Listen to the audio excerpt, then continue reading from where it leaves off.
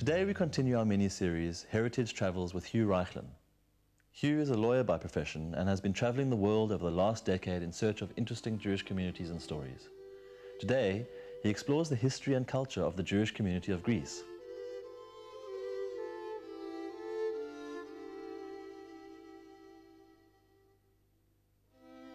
The Jews came to Greece approximately 2,000 years ago, and in fact it is recorded in the Talmud, that's the Jewish book of law and history, that approximately 2,300 years ago, during the time of Alexander the Great, he had a vision that the Jewish people were praying for him that he should have success in his battles. And in fact, our rabbis record that he saw a vision of Shimon HaTzadik, one of the great luminaries of the Jewish world at that time. With the result, he didn't destroy Israel, and when he went on his conquests, he protected the Jews. Out of respect for Alexander the Great and how great he was to the Jewish people, many Jewish families named their sons in that generation Alexander. When we went to Greece, we went to a place called Corinth, which is just south of Greece, just below Athens. And when we were there, we saw one of the oldest synagogues in the world. In fact, Paul of Tarsus, one of the disciples of Jesus, gave his first sermon in one of the synagogues in Corinth. And in fact, you can go there today, and we saw the walls of the synagogue still standing. Thessaloniki is at the top of the country, right up in the north, and that always had the biggest Jewish community in Greece. Paul also spoke in the synagogues of Thessaloniki in the year, I think it was around 50 of the Common Era. So there are links with the early Christians and the early Jewish community in Greece. The earliest group of Jews that came across to Greece came there about 2,000 years ago.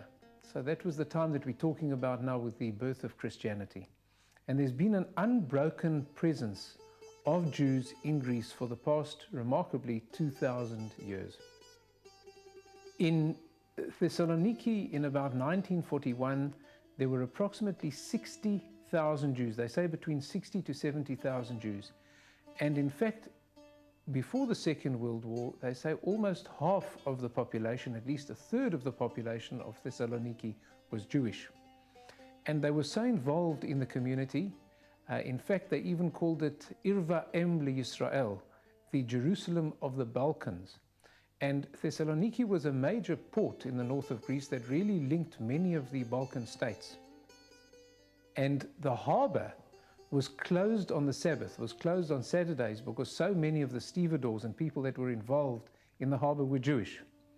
In fact, there's a joke, and I think it might even be true to say, that the harbor was closed on Fridays because of the Muslim population, the harbor was closed on Saturday because of the Jewish population, and Sunday because of the Greek Orthodox community. And yet, with the 4 days that they had, they were the busiest port in the Balkans and ran a very, very successful economy.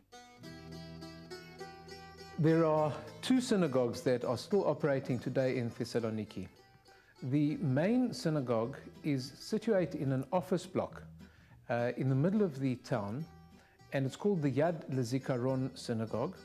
When we were there, there must have been about 30 or 40 congregants, mainly old people, and Rabbi Shetrit leads the congregation of Yad LeZikaron. He's in fact the only rabbi in Thessaloniki.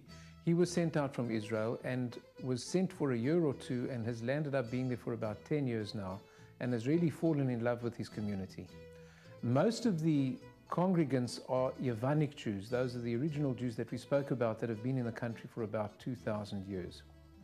Rabbi Shetrit also took us to another synagogue in Thessaloniki, which also operates, but it only opens for special occasions like a bar mitzvah or a bat mitzvah, when young boys and girls celebrate coming of age. But it doesn't really function on a daily basis. What was so special about the Yad LeZikaron synagogue in Thessaloniki is that on the walls are many stones. They look like tombstones, but they're quite thin, they're made of marble, and they record the 60 synagogues that were operating in Thessaloniki before the Second World War.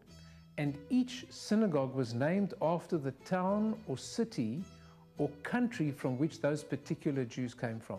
So you see names from Portugal, from Spain, from all over Europe, where they remember all the different communities that kept their identity, kept their uniqueness, but were altogether comprised what was the special cosmopolitan city of Thessaloniki for the Jewish people.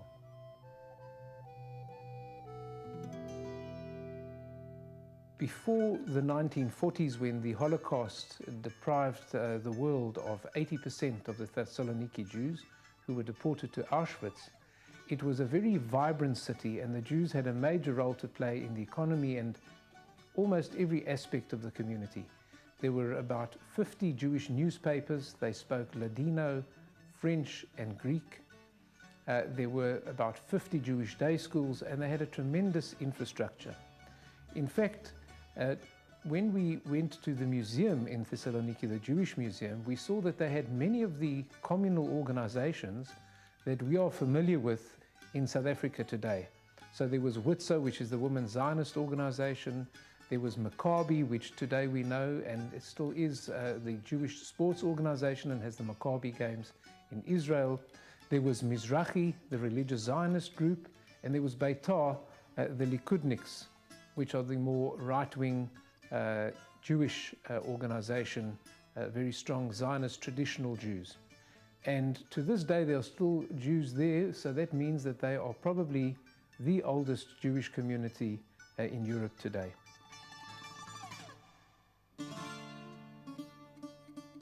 When we went to Greece, we started in the south of the country at Athens, and we took a bus ride right up the country and went through the town of Ioannina.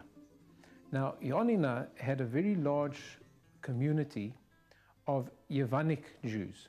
Now, who were the Yevanic Jews? They were the first group of Jews that came to Greece, and their prayers were, they prayed in Greek, using the Greek language, but the lettering in their Sidurim, in their prayer books, was actually written in Hebrew letters. So they were the first of three major groups of Jews that came to Greece, the Yevanic group. The second group were the Ashkenazim. Ashkenazim comes from the word Ashkenaz, which means Germany, and they were Jews that came to Greece in about 1368, and they came mainly from Germany, from Hungary, and from France. So they emigrated to the country in the late 1300s. That was the second group to comprise the Greek Jewish community. And the third group that came were the refugees from Spain and Portugal. And as we know, there was the Inquisition in Spain and Portugal. In about 1492, they were expelled from Spain, 1497 from Portugal, and a number of those Jews trekked across Europe and went to Greece. And when we went to Ioannina, we met a lady by the name of Mrs. Matza. And she was telling us that they found graves going back to the early 1400s with Spanish inscriptions in Ioannina that are still there after some 600 years. They have the largest synagogue in the Balkans, and they still have about 13 or 15 Jews approximately that still live in Ioannina today. Ioannina is like the Stellenbosch of South Africa. It is a university town. And she was telling me that a number of the Jewish people in Ioannina are professors at the university in Ioannina. There is a fascinating story as well, a true story, of the Jews of Zakynthos. Zakynthos is an island just off Greece, and it is a story of great courage and heroism. The bishop of Zakynthos was Bishop Christmos, and there was also the mayor of the island by the name of Mayor Carrere.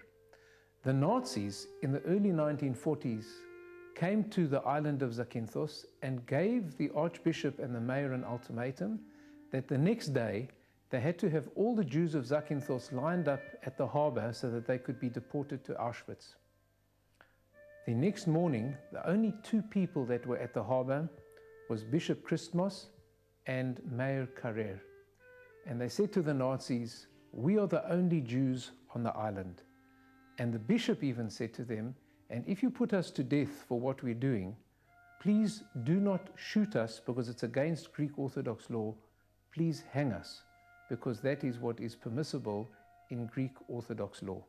As a result, they did not hand over the Jews. The Nazis were so shocked that they left them, and to their credit, they saved the entire island's Jewish population. Unfortunately, 80% of the Greek community were murdered in the Holocaust and were deported in trains from Athens and from Thessaloniki and taken to Auschwitz-Birkenau. Many of the Greek Jewish men were used for menial labor.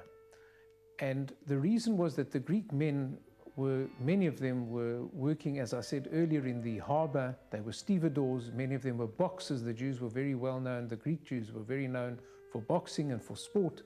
And they were very strong and physical. The Nazis identified these Jews by their strength and used them in a group called the Sonderkommandos. The Sonderkommandos were Jewish prisoners that were used in Auschwitz to take the bodies out of the gas chambers and to put them into the crematoria, and then afterwards to take the ash out of the crematoria and bury it elsewhere. In 1943, the Greek Jews rebelled, and they managed to smuggle dynamite through some ladies that were working in another part of the camp and brought it into the crematoria, and they blew up 4 of the crematoria and killed 3 Nazi guards at the same time. It was a very brave effort, but it unfortunately was doomed from the beginning because there were problems in the Jews identifying the call to rise. There seemed to have been some sort of misunderstanding. The alarm was raised, and the Nazis came in with dogs and machine guns and murdered several hundred Jews. However, the Greek Jews were very proud of what they had done, and those that survived stripped garments of blue and white and made a Greek flag and flew that flag as proud Greeks and Jews that managed to rebel and do what they could to destroy the German machine, the murdering machine of the Germans that was Auschwitz. Today in Greece, they have a Jewish day school in Athens. They also have a Jewish day school in Thessaloniki. When we went to Athens, we saw a very beautiful Jewish day school.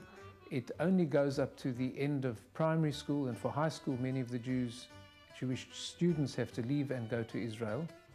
And it was very heartwarming to see what devoted teachers they have, and they teach these Jewish children about their heritage and about Israel, and they teach them Hebrew. And we walked around the school and we felt a tremendous connection to all of them because you just see a diaspora community that are proud Greeks and contributive people in the Greek economy and in the Greek state and nation, but at the same time work so hard to preserve their unique and individual identity and religion.